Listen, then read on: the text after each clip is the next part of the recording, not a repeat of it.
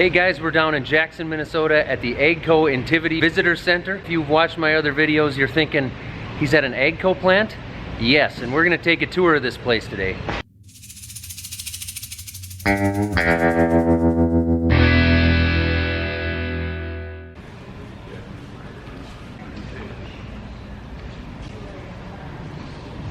So we're walking around the Intivity Visitor Center here in Jackson. They've got serial number 1 right here. This is the first AGCO ever built. They've got the first Massey Ferguson ever produced in Jackson, Minnesota back here. Of course, they got the original TerraGator, newer model still sitting over here. And they've got an 855 Cat sitting on the floor in here, along with all kinds of cool information. This is an impressive building.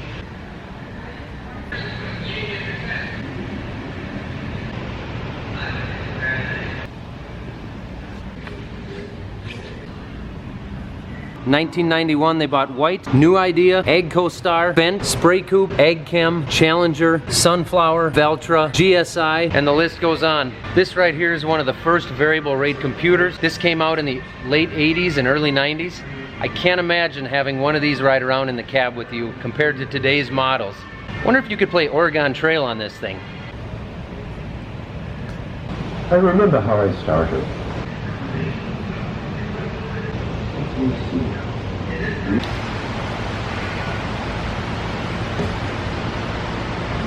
You would call this the main assembly line? This is the main assembly line of the tractor.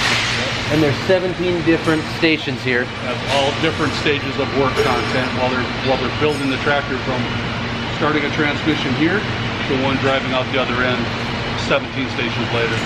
So this original is just the transmission of the tractor, and then they add things to it as it goes along. For instance, frame rail, engine installation, harnesses, all the different hoses and fittings, different things like that all get done in incremental steps as it goes down that 17 steps of work. And again, each area is 2 hours worth of work in each step of the line. And so each area will move at the same time, roughly 2 hours apart.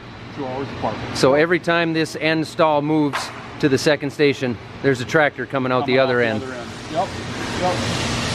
So you can see it's a heavy duty chain, and the front of the carrier just hooks right into the chain. Oh, I see. So that unit right there will hook into the chain here and move all the stations at once. When the rear end gets around, it'll straighten itself to the next station. Then he can drop the back pin in and have it so it stays pinned front and back. Gotcha. Notice now he's moving the parts around the tractor. Yep. So there's his filter assemblies and such. He can pull all his parts right where he needs them in the area, so he's not walking to get them. We also do it with the tool boards. Notice the tool boards are on the right and the left of the tractor.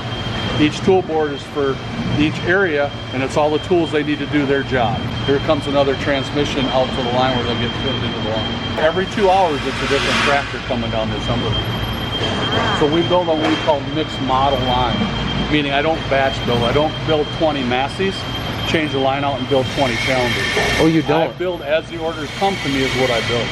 Ah. So I can be flexible to production. So you can be building 17 different models at one time. Okay. Yep. So yeah, it's not a batch style build. For instance, the one not a batch build. Off is a 900 articulated tractor. That's the front frame of the 900.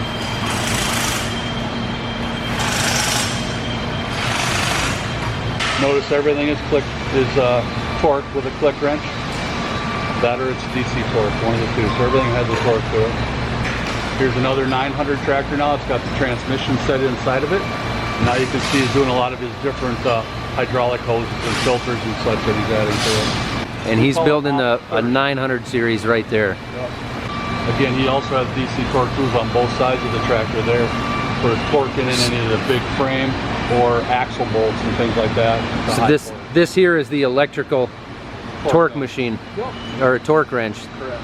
For the really high torque items. Then the guys don't have to work a really large torque wrench. Something cool we kind of do here with AGCO is we do 3 stations of assembly, then we verify our work. So these are called quality gates.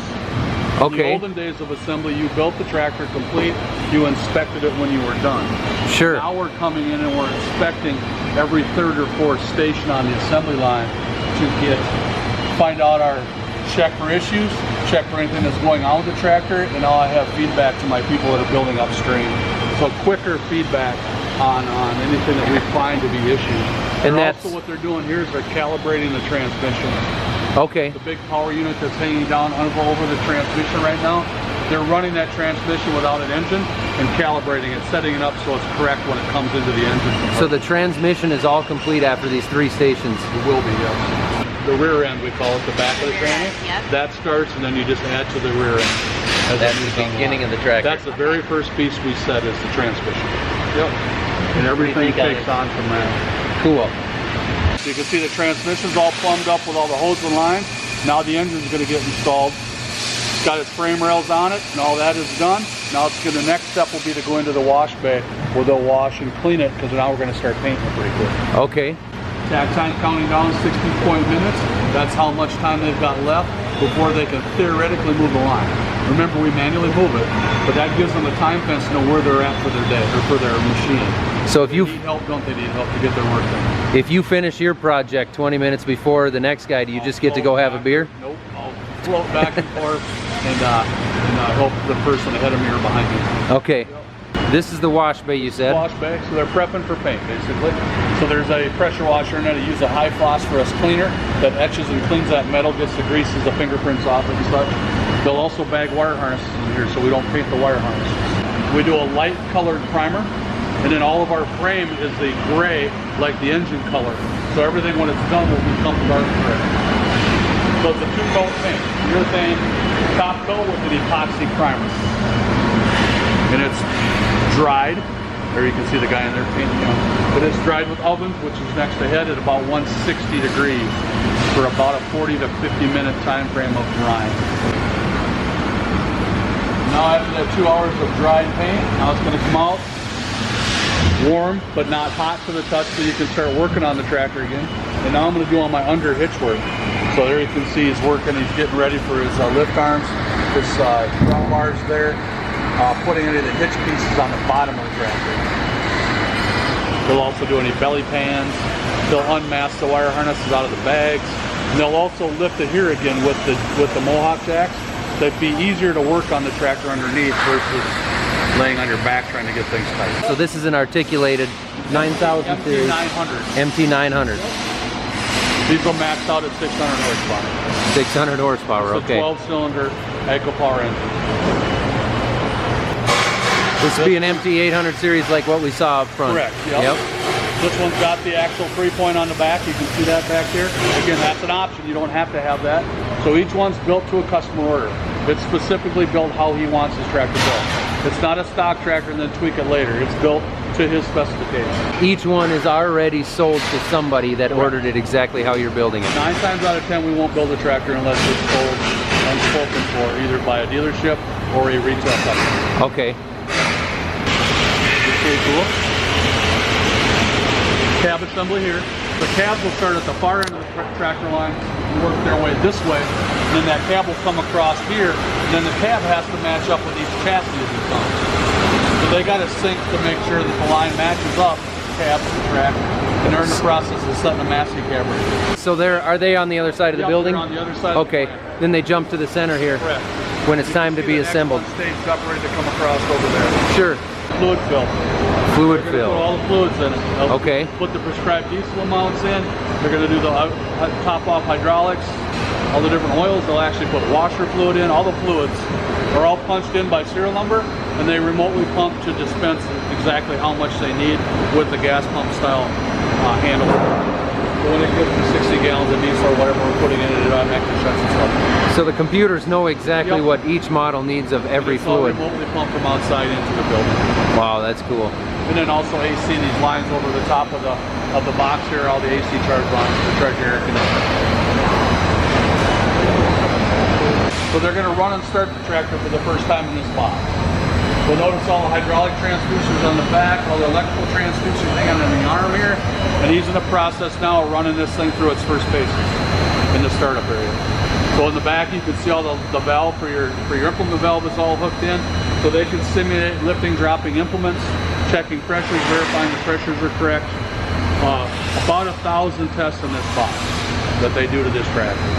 1,000 different tests per each tractor, For each roughly, tractor. Yep. coming through this box.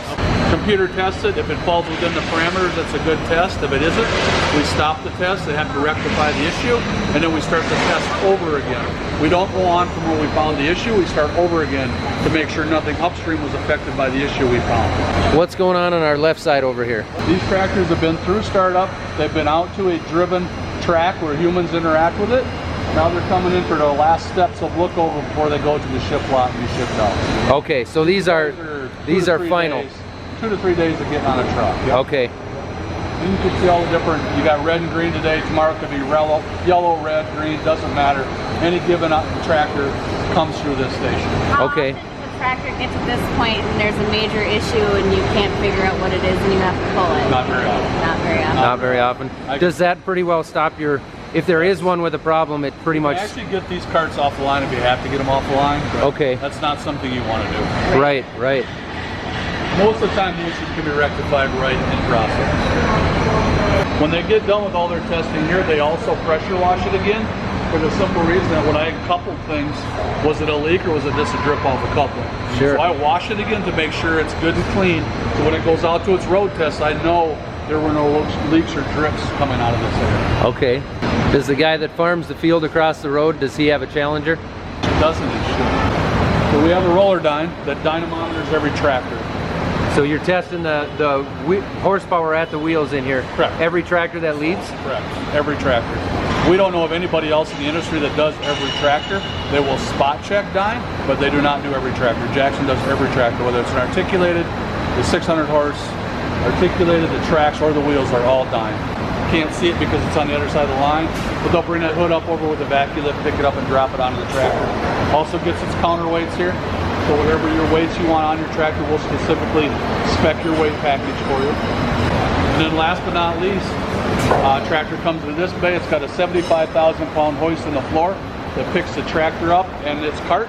And these forklifts are dedicated just to putting tracks or wheels onto the tractor. Okay. Once it's done, the cart goes in the floor, it drops, takes it down in, and the tractor just drives off over the top of the hoist. Once it drives off, they'll go into this area here. They're going to look it over for nicks and chips. They're going to touch it up. They've got a little chip paint somewhere, decals, getting it ready for a road test, what they're doing next. We do a process here at AGCO called fresh metal. It's where a customer can actually deliver his own tractor. He can come in and drive his tractor off the assembly line. So we'll stage it in this area here. He can look over his tractor, make sure it's how he wants it, and then we'll actually do a ceremonial drive out the door where he can actually drive it for the first time coming out the door. Okay. So that's a cool little twist if people want to use it. So they could come pick their tractor up in an hour here and do the ceremonial drive out the doors. Ceremonial drive off, they can do that. You think they'd mind if I did it for them? So this, you guys call this the sub-assembly row? This is sub roll here. Where they'll put together some of the stuff like the cabs. And then push that to the main line. Yep, we'll get pushed to the main line back here when it gets to that point. The roof subs over here. They're subbing up the cab roofs. Okay. Because there's so much work content with them and the wiring and such. We have to sub them up and then bring the whole sub-assembled roof Okay. to the cab. They'll build all the wire harnesses. Here they're building the hoods. Look at the size of the grill on that. I see a green cab over there. Yep, that'll be the front. Put the insulation on the bottom. They do sound insulation and heat insulation to keep that warm air off of that cab for heating or for cooling. And you said it's 3 tractors a day out the door here? Today was 3. Yeah. Today was 3, Could some be days a 4 little tomorrow. more or less? Yeah, could be 4 Okay. tomorrow. This depends on the order bank. But he's on a manipulator there so he can spin that cab wherever he wants to work on it. Okay. It'll spin at 360. This is their glass installation here. They'll install the cab glass. And they do an ultrasonic test, sound test for their leak. So they check for leaks with They sound. check for leaks in the windows in the cab? Yep, it's ultrasonic. Okay. And then they just do incremental steps here. They've got the clutches and brakes in. You see a lot of the wiring going into the cab. Here's that roof sub we talked about. This station actually has a pit, so the cab will go in the floor. And so that cab will drop down into the floor to put the roof cap on here. Yep, so you're not standing on ladders trying to install it. You can do it safely from the ground. Sure. So it's purely a safety thing for employees. And then these gray boxes here are test stations again. So we're going to physically test that cab before it ever sees the chassis. So about another 500 to 600 tests in here electrically before it ever goes to mount on a chassis. 500 to 600 tests on the tests. cab over here before it ever makes it to a tractor. They can run beacons, they can run blinkers, they can run everything just as it's sitting on a chassis Okay. before it ever gets to the chassis. These are your step assemblies, your cooler assemblies. So like your depth chamber there, the silver piece, your depth chamber. So all the cooling package. Fuel tank sub-assembly here. So this will be the start of a tractor fuel tank right here. You can see the fenders go over the top of the fuel tank. Yep. And there's a framework that's right there. It gets built up and that's installed here. So these are 2 engines. Third one stage ready to be built when the next one moves out. There's 2 and Q being assembled as we speak. So everything on this side just gets built and pushed over into the main line as needed. Onyx, do you want to tell the guys about how you left home this morning without any shoes? No, you don't want to talk about that? All right, we won't mention it. You got new shoes out of the deal though, right? Yeah, you got new shoes out of the deal. That was the plan. Worked out well for him. They're AGVs, or automated guided vehicles. So these are the AGV robots down here. When the line moves, the line indexes, these get a signal to go out and grab the empty carts and bring them back into the kitting center and pick up new parts out of the kitting center and take them out to the assembly line. So they'll come right to wherever they need to on these tables. And you mentioned that the marks on the floor, There's parking stalls. parking stalls for each cart on the so floor. That robot knows where to go.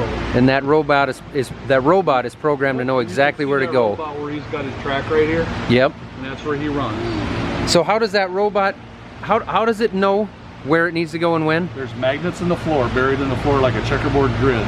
Okay. As it goes over that magnet, now it knows where it's at. That magnet is kind of a marking. And you can make it go where you want with a laptop computer. Okay. So tell it to go to point A1 in the warehouse and take it to point C2 over here, and it knows the route by its magnets how to get to that spot. So it's just less people walking back and forth Correct. to Less carry the traffic, parts around, carry less parts. traffic, yep. Parts, hardware, all the little stuff. Yep, for each area of the line. So those 17 stations of work, it delivers to all 17 stations. How many robots are there? 5. 5 of them That can support this whole assembly line. that support the whole line. And these carts are actually left and right hand. Notice they're 2 pieces together. Yep. You can break them apart, take one half to the left, one half to the right. Okay. So the parts are all picked specific to right hand or left hand on the machine too. So because humans make mistakes, if somebody puts the cart in the wrong spot or puts it in there backwards, will the computer recognize that? We'll have to do the transaction to get it moved.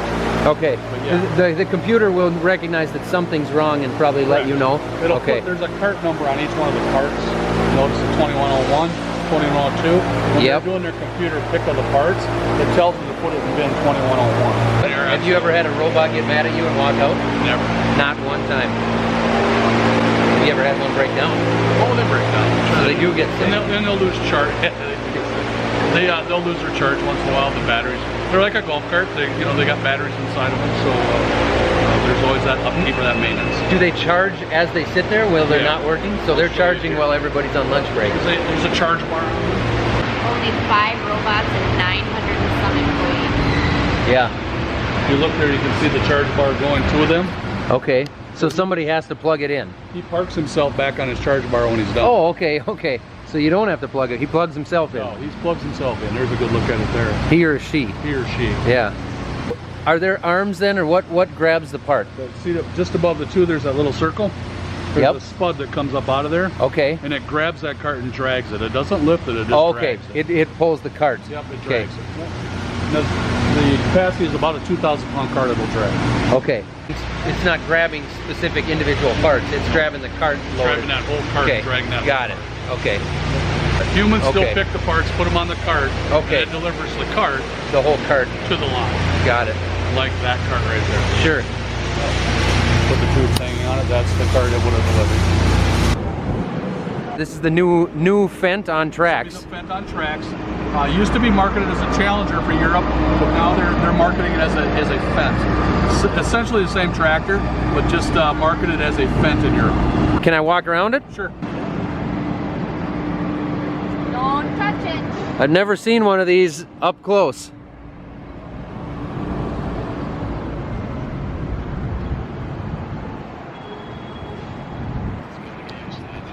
Or to Baltimore is where we ship most everything out. And that'll go right to Germany or wherever, whoever ordered it overseas.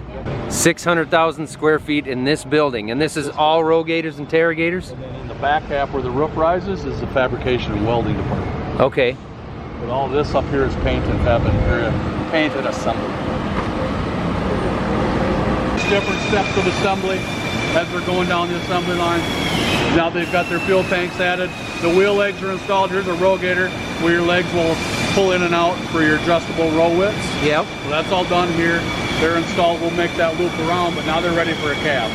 Okay. The cabs are built in another building, and they're brought over here in a shag trailer that brings them over, and then they bring them in sequence how they need them as the assembly line starts.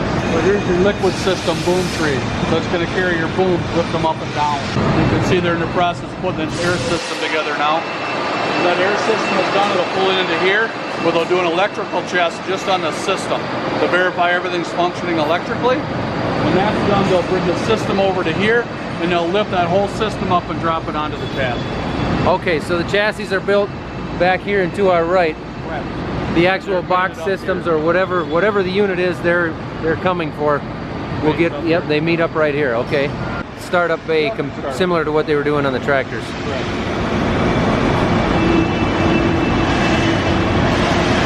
That's liquid booms and also dry booms back in the corner there. Those boom subs then roll to the main line, where that set queued here will go on the next machine coming down the line. Okay, so that set there is going to end up on this machine. Okay. And last but not least, we do a tire install. For the larger RoGator application tires, the big floater tires, we still have to do it the old-fashioned way with a pallet jack.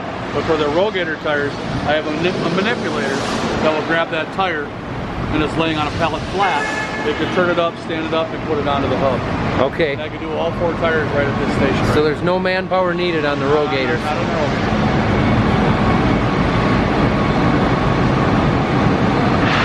I'm going to go on and do a human interaction with the RoGator. Put the switch in, move the booms out, racking your booms, putting them out, do all the different things inside the cab, function-wise, to make sure everything's working correctly. One thing we just put on our new RoGator machines, it's called Liquid Logic. What we're doing is we're simply circulating that chemical back to tank on a continuous loop. In the olden days, your rear boom frame, you had that rear spray bar. The end caps were always just a dead-end end cap. Yep. You're spraying atrazine or something like that, all that wants to gum on the end of those caps. Sure. Now I don't have an end cap anymore because I'm constantly taking that flow by that little sweep elbow right there and taking that back to tank all the time. So it's always cycling and circulating. Circulating through there. The other thing I can do is it really helps me with pressurizing my booms. Oh, Okay? oh, sure. So I can turn it on and start recircling the tank before I ever get to the field. When I get to the field and turn the spray bar on, I've got chemical right away.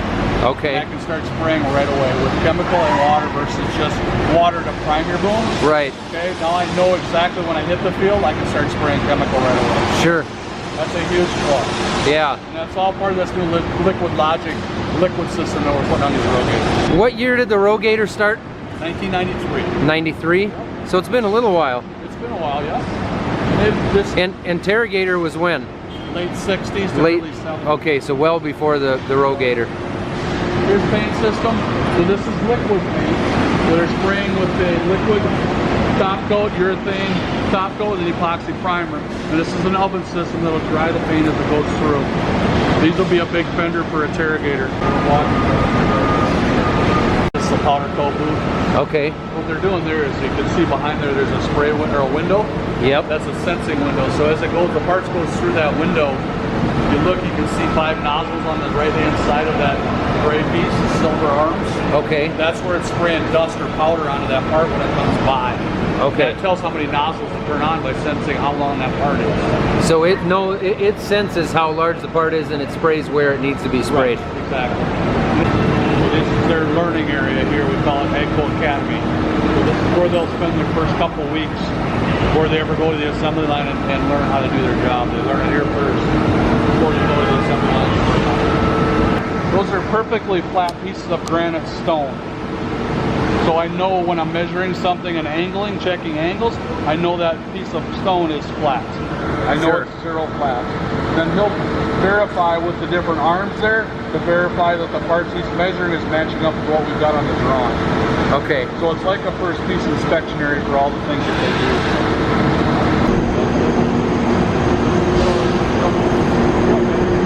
This is your engine subs for TerraGator and RollGator.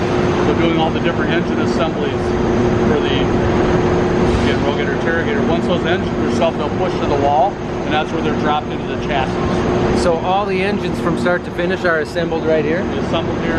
Put any pumps on you need, any drive systems on you need. They're all done in this area right here. The RollGator axles here when they start out. Those are all welded up in our back shop. Here's TerraGator's, RollGator's about ready to deliver. Okay. These are going through their last paces right here before they ship out. Also have a joint station, a shake station here for the machines. So if you look on the TV here, watch that, they'll shake it. You can notice that they've got the system and the lighting on when they're doing it. And then there's a difference. See if you look at the bottom of that, see how they shake it on the TV? Yeah. It's a pretty rigorous change. Do they do that with every vehicle that leaves here? Yes. Yes. I had to point it out, Tractor does it also, but there wasn't one in there at the time because of the Okay. just missed the progress.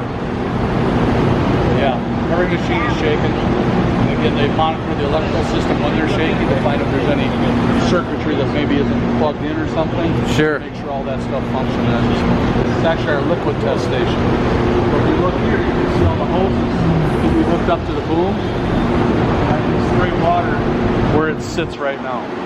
Okay, so they're testing the boom here. Yep, they're the testing application pressures on the booms and verifying all there's no leaks when they're doing it. And they can recapture everything back to the large tank. So I'm not outside spraying water somewhere, I'm recapturing all that. Okay. I also winterize 12 months a year. So the purple in the hoses is ethyl glycol, your RV antifreeze. Yep. And that's what's winterizing these machines so that if it's outside in the winter, it's not going to freeze up your nozzles or your hoses. Sure, so it can leave here any time of year and you guys don't have to worry about that. We don't have to worry about it. Kind of go back to the paint. That's a RollGator frame right there. Engine comes in over there. This is brought up, put in. Yep, and onto the frame. It goes down this aisle here to paint. We've driven into the fabrication part of the building now and out of assembly. Another few of our weld cells. This is clearly cab here. Cab weld, yeah. The neat part about this is they have a software they use for Miller welders called Centerpoint. Okay. And it makes them weld in a certain sequence when they weld.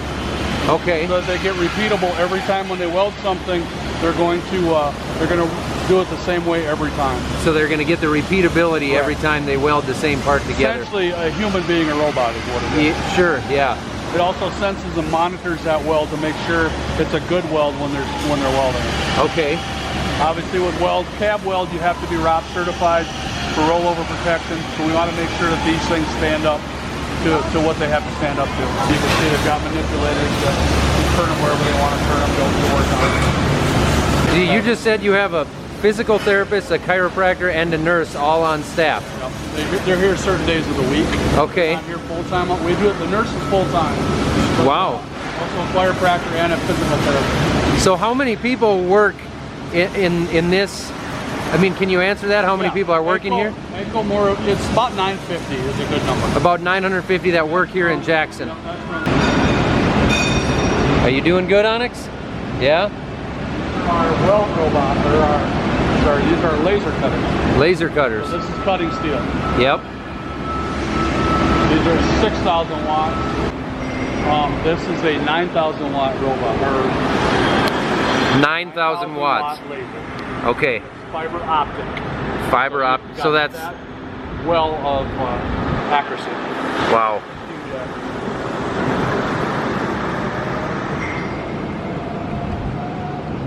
Come back around this way. This is a material handling system for steel.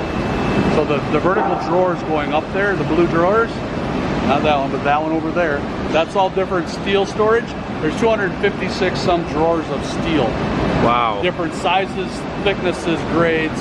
And there's a material handling system, a forklift system that runs that whole railing that will go and retrieve whatever sheet you want and put it onto the lasers. So this is all robotic here. You tell it what you need, and it goes up there through those giant steel drawers and grabs Picks whatever out you what need. you want. Wow. So there's 2 lasers on this side, there's 2 on that side. Then the other one is coming on, so that system will support 5 different lasers. You can see the unload and load bed to the laser. These are the press brakes for bending the steel. These are some of the parts. These are obviously some of the parts that have been bent up already. They've already been bent. You're looking at probably at least 3/4, probably 1 inch plate there. Yeah, This is 1 a inch big- plate. Big, over 300 ton of force brake. Over 300 ton brake. So basically these are all the parts that are cut back in fab and weld to what we need. Then they're put away in what we call a supermarket.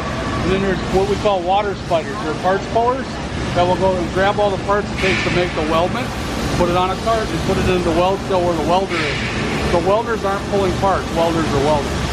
There's people that actually come and grab all the parts and bring them into the cells for the welders to weld. Inside That's a robotic welder inside there. Go ahead. So there's two weld heads in there. 2 welding weld on heads. different parts. And does it mostly do a specific part, or does it do whatever you need it to do? Targeted basically for tractor frame rails. Okay. And also the big three-wheel TerraGator frame. Okay. You set the system on there, you said, and that track system goes right through the through the welder and comes out complete on the other end. He's prepping something to go into the robotic welder now. They'll load that up, and when it's done, the curtain goes up, and the welder comes to this side and starts. Okay. So this is all the recently fabricated parts here that are going to be basically shot blasted, you said? Yeah. They're sand blasted right through here, and they'll go up into paint in here. It's all RoGator, right? All RoGator, okay. You see the motors now installed in the leg, and then we'll plumb the bottom half of the leg with the hoses. Okay, And the rest of it will be installed once they put it to the chassis. okay.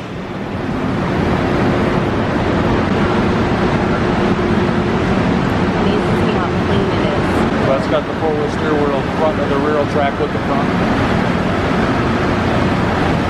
Are all RoGators? Not all of them are 4-wheel steer, No, are they? that's an option. Okay. Yeah. You think it'd be cool to drive one of those machines like we saw being built? I think we should probably do that.